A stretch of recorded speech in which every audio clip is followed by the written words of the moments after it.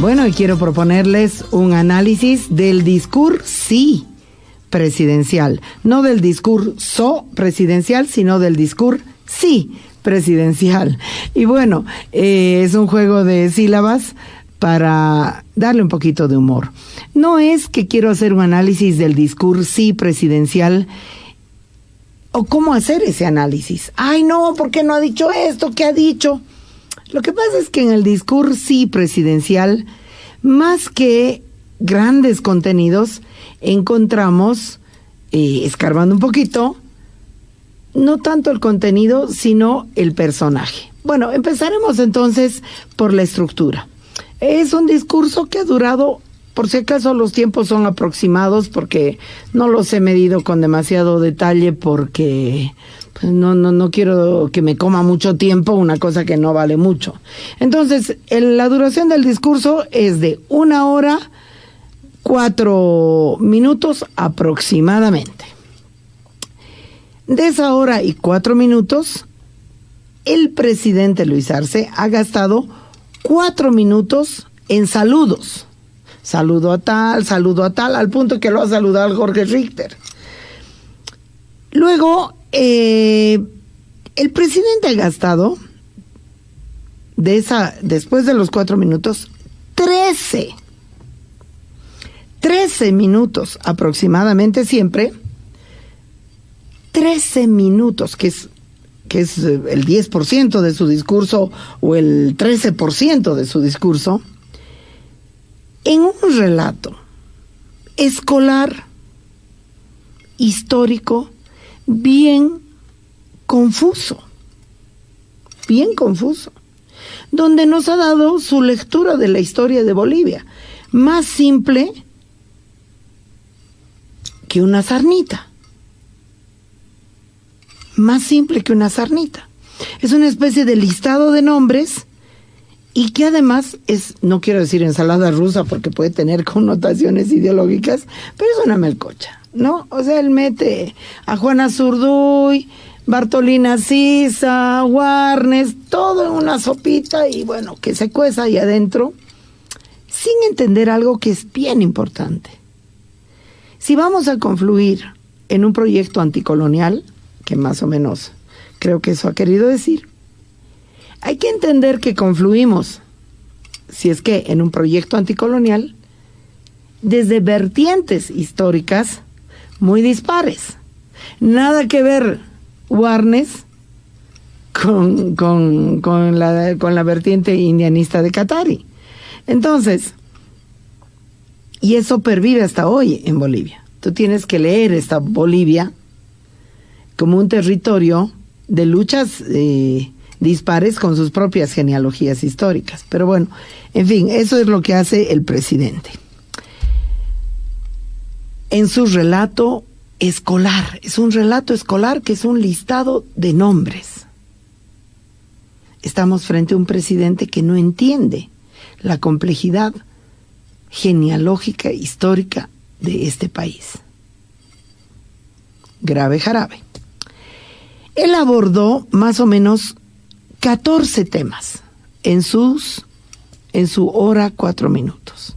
Estamos hablando de que si gastó 13 minutos en su relato escolar, le dio para generar muy pocos minutos para los otros 14 temas. 14 temas.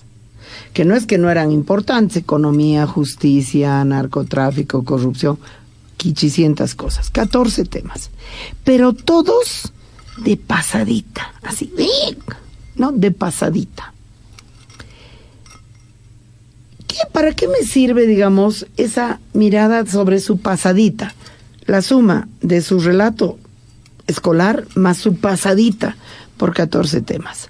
Primero, que estamos hablando de un presidente generalista, que no es que siente, padece o conoce algo a profundidad. Es un presidente generalista, primera cosa. Segunda cosa, es un presidente tremendamente desideologizado, por mucho que les parezca extraño, es muy poco político el presidente. Abordó los temas desde un sentido común tan vago que daba pena.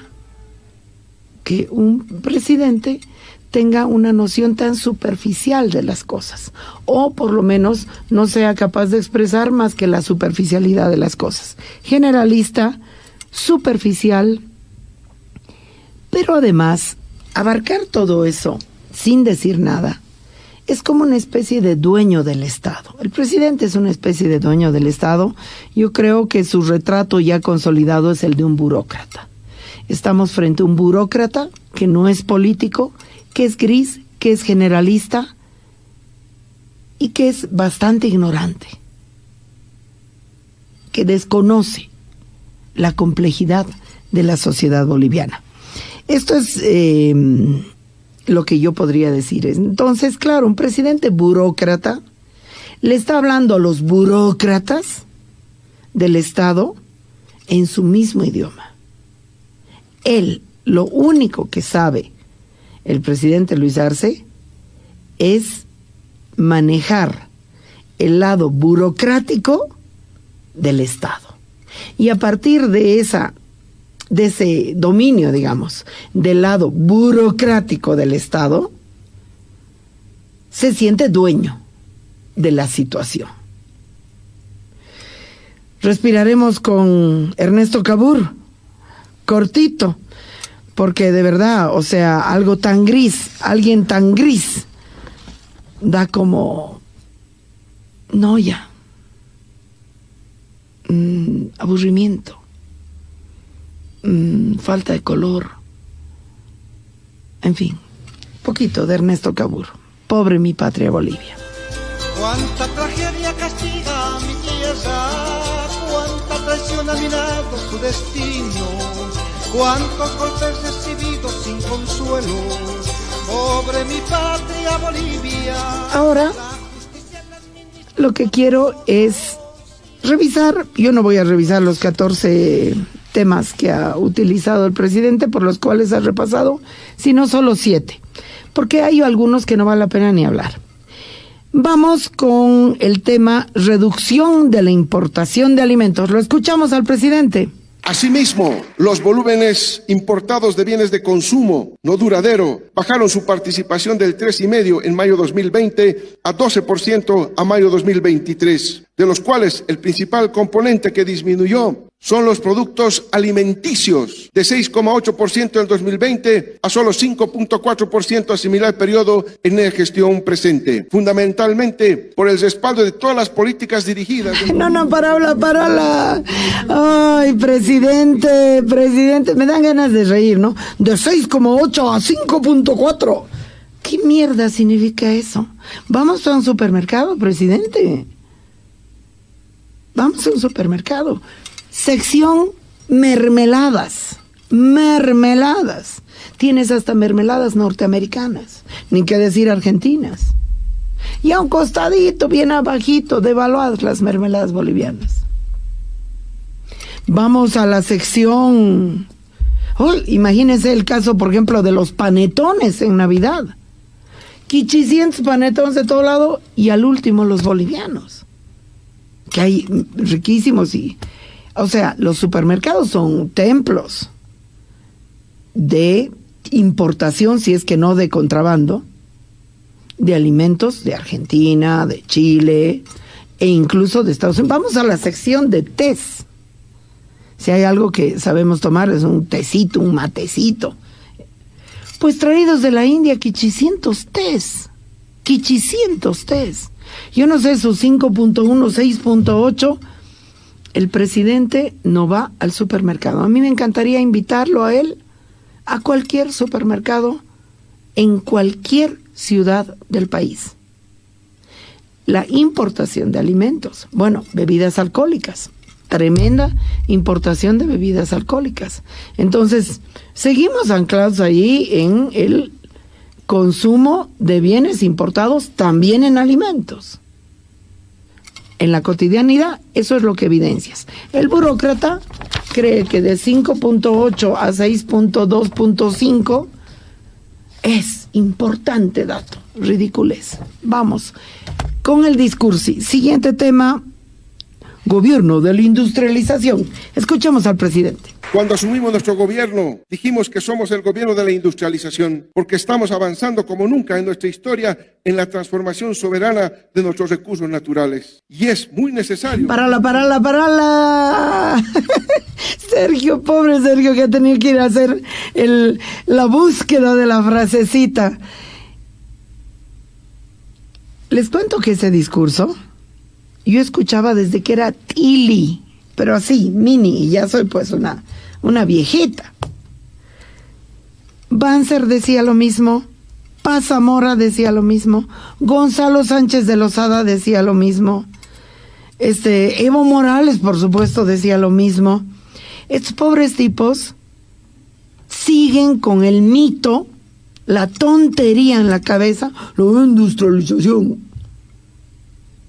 Y nos hablan de descolonización, cuando tienen colonizada la cabeza con el proyecto desarrollista. Machitos, patriarcas de este mundo, de este país, la revolución industrial ha sido en el siglo entre 18 y 19. Estamos en el siglo XXI. Bolivia y toda esta parte del mundo se ha caracterizado por la relación extractivista y ustedes siguen anclados ahí. La revolución industrial está de alguna manera caduca. Ya estamos en la revolución tecnológica digital, que es otro proceso mundial distinto. Y vamos a industrializar. ¿Le creemos? Es que da vergüenza. Su simplonería. Y siguen y dale con el mito. Y además, ese proyecto desarrollista que tenía Evo Morales en la cabeza, que era el mismo que el de Banzer, nos lleva al continuo ecocidio que va a ser irreversible, que puede ser irreversible y que puede determinar los costos de la salud, las aguas y la fertilidad de la tierra en nuestro país. O sea, no, pasaremos al siguiente punto nomás, ¿no? Vamos al siguiente, estamos en el tercer tema, litio. Yacimientos de litio boliviano. Firmó en enero de este año acuerdos con grandes empresas de Rusia y China para la extracción, industrialización, comercialización del litio, respetando nuestra soberanía y la propiedad del pueblo boliviano sobre nuestros recursos naturales establecida en nuestra Constitución Política del Estado. Por favor, o sea, ¿les vamos a creer? Queremos ver esos contratos, la letra grande y la letra chica. La letra grande y la letra chica de la extracción de litio. ¿Con soberanía les vamos a creer? Les vamos a creer. Litio a cambio de agua es un mal negocio, y lo dice la Rita Segato. Litio a cambio de agua es un mal negocio, porque el agua va a valer más que el litio. Además, sin agua, no solamente por el sentido de valor, sin agua nos podemos morir. Ahora, si tienen otra tecnología de extracción de litio, queremos conocerla. ¿Cómo es posible que el presidente diga que ha firmado un acuerdo con Rusia y China y no lo conozcamos en detalle? No haya un foro de discusión de ese acuerdo. Tenemos la más grande reserva. ¿No estamos en una democracia?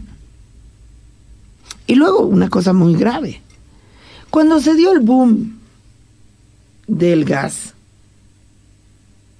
de la famosa ley del gas, que se dio en un referéndum, sí, porque hubo la guerra del gas, luego vino Carlos Mesa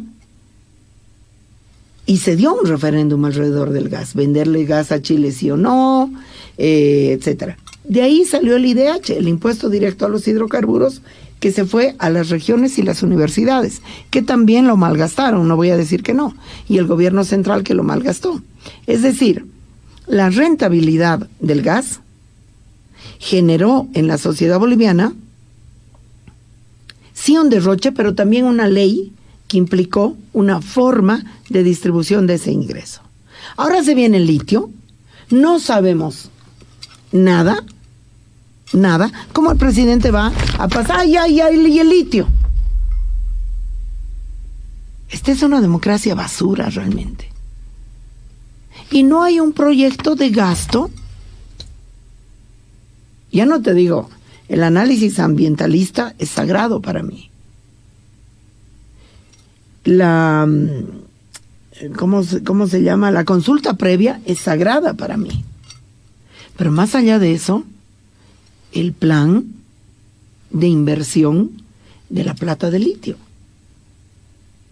Estos infelices son capaces de agarrar los dólares, los yuanes o los rublos, y me da lo mismo, y gastárselos en burocracia, en papel membretado cuché, avioncitos y farritas para la burocracia. No hay un plan país. Yo quiero saber la inversión en educación, la inversión en salud, la inversión en integración territorial, la inversión en preservación de los diferentes ecosistemas bolivianos, la inversión en pueblos indígenas, la inversión en un montón de cosas, la inversión para las mujeres bolivianas, que somos las que estamos sosteniendo esta economía. No hay nada de eso, pero gran yacimiento de litio. Lo del litio es lo que me ha puesto a mí, la verdad, de peor humor. Vamos al tema 4, biodiesel. Para la sustitución de importaciones de diésel y gasolina, se están construyendo 2 plantas de biodiesel, una en Santa Cruz y otra en la ciudad del Alto, en La Paz, que junto con la producción de la planta HBO, que se encuentra en la última fase del diseño... A ver, el biodiesel es necrodiesel. Bio quiere decir vida y necro quiere decir muerte. El biodiesel es necrodiesel. ¿Cuál es el costo ecológico de esas plantas de biodiesel? ¿Y cuál es la consulta? ¿Y cuál es el debate con la sociedad? Esto es tener un gobierno sin parlamento. Y las parlamentarias, hombres, mujeres, pueblos indígenas, deberían renunciar mañana después de este discurso presidencial, porque no sirven para nada. Porque no se ha generado ni uno ni medio debate, ni con las regiones, ni con los actores sociales de la sociedad. Vamos con Pobre Bolivia, del Ernesto Cabur. La justicia la administran 4 zorros y es la muñeca tan cruel como el soborno, que flagela sin temor a la inocencia. Pobre mi patria Bolivia. Y al tema 5. Corrupción, herencia colonial. Sin embargo, somos también conscientes que aún tenemos muchos males que superar y muchos enemigos que vencer, entre ellos la corrupción, la peor de las herencias coloniales. La corrupción... A ver. O sea, yo en serio, que sí estoy convencida que estamos en una sociedad con una serie de patrones coloniales. Toda la estructura del Estado es colonial. Pero de ahí a que me digan que la corrupción es una herencia colonial, es como lavarse las manos y no asumir responsabilidades contemporáneas. Usan el Estado como botín. El problema de la corrupción es que su dueñidad sobre el Estado. Se sienten los dueños del Estado. Desinformación total, no hay acceso a la información. No hay transparencia en información y por supuesto no hay fiscalización. Y ahora la corrupción había sido un valor colonial. Váyanse a otro perro con ese hueso, de verdad. Bueno, había que hacer este análisis del discurso, sí, del presidente burócrata y gris que tenemos. Vamos con el tema del narcotráfico, que nos pasa más o menos lo mismo. Escuchemos. El otro flagelo que azota a nuestra sociedad y a todo nuestro continente americano es el narcotráfico. Esta lucha no solo puede ser concebida nacionalmente, sino debe tener un contexto bla.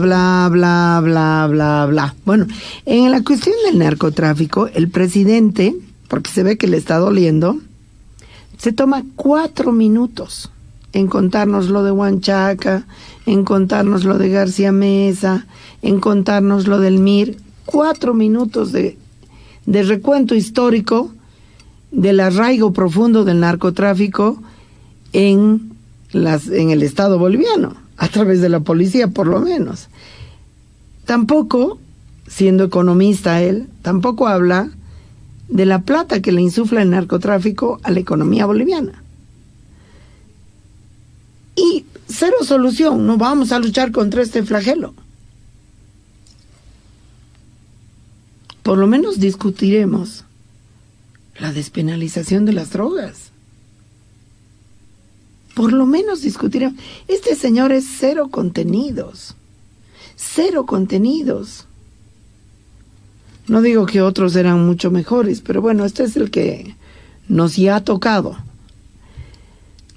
Poquito más del Ernesto, ¿no, Rufo? Porque si no, aquí nos vamos a... No hay que amargarse, pero a ver, escucharemos este zapateadito del Ernesto. Es para zapatear con rabia. ¿Cuántos paisanos se van al extranjero buscando la dulce vida o la fama, dejando que nos matemos entre hermanos? Pobre mi patria Bolivia. Vamos ahora, hoy que están enterrando mujeres asesinadas, que están recogiendo cadáveres tirados por ahí, hoy que están indignadas muchas mujeres por la liberación de feminicidas, escucharemos la estupidez, la ofensa a la inteligencia que dice el presidente. Vamos con el tema de violencia. Él habla violencia contra la mujer. No es violencia contra la mujer, es violencias machistas, porque no hay la mujer, somos las mujeres, y es muy diferente hablar de las mujeres en plural que hablar de las mujeres en singular. Vamos con lo que dijo el presidente. Sabemos también que otro mal que aqueja a nuestra sociedad es la persistencia de la violencia contra la mujer, así como contra las niñas y niños. Y queda claro que los esfuerzos desplegados no son suficientes. La normativa no basta, sino atacar los cimientos del más antiguo de los sistemas de opresión, el patriarcado. Por lo que debemos trabajar desde las familias, en la educación, en todos sus niveles. Además de A ver. Ahora me vas a venir a decir que es un problema de la educación y de las familias, cuando están negociando la liberación de feminicidas, cuando están negociando las pruebas de cada uno de los abusos sexuales, cuando están negociando la impunidad de las violencias que se cometen contra las mujeres. Es la única cosa en la que dice, por lo menos, los esfuerzos son insuficientes. Nosotras hemos pedido, con decreto redactado para el presidente, porque es uno de las matrices, hay muchas matrices de las violencias contra las mujeres, pero una de las matrices es la irresponsabilidad paterna. Es una matriz de violencia y es una matriz de pobreza, simultáneamente. El remedio es barato, sino gratuito y fácil.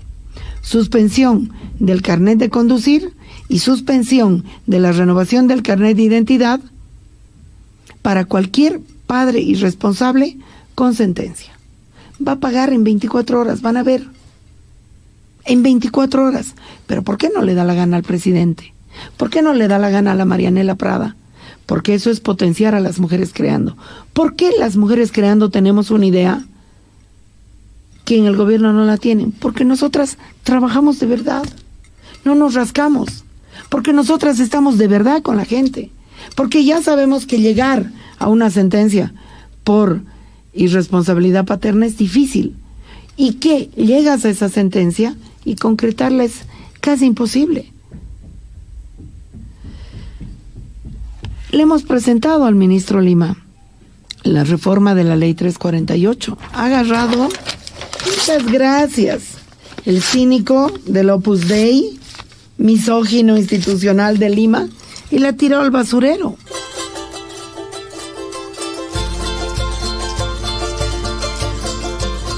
Bueno, vamos con un poquito de Ernesto Cabur. No faltan los titulados sin conciencia, como cuervos que se cría la esperanza. Al pueblo sacan los ojos de la cara, o lo matan a mansalva. ¡Jara! ¿Qué conclusión saco yo de este discurso? La primera conclusión, la primera que ya la dije, que estamos frente a un burócrata gris, aburrido, noyoso y superficial, generalista, diría yo, que es más correcto, pero sobre todo que estamos ante un gobierno que no tiene proyecto de país. Estamos ante un gobierno que es un administrador de una retórica y de un aparato del Estado para su propio beneficio. La retórica es una retórica heredada del MAS y sin proyecto de país. Estamos sin proyecto de país. Y es el movimiento al socialismo el que está gobernando, que conste en acta. Con lo cual, el movimiento al socialismo no tiene hoy proyecto de país. ¿Qué significa tener un gobierno donde no hay proyecto de país? Primero, el debilitamiento completo de la democracia. Que no es que la Yanine Áñez que esté en la cárcel. Me encanta que esté en la cárcel la Yanine Áñez.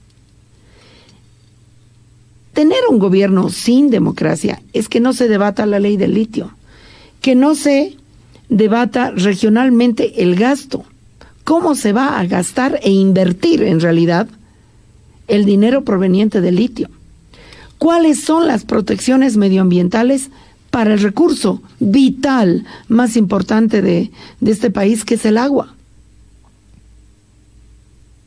Es decir, este es un gobierno que no debate nada con la sociedad, ni por la vía parlamentaria, ni por la vía social. Y eso es un gobierno antidemocrático.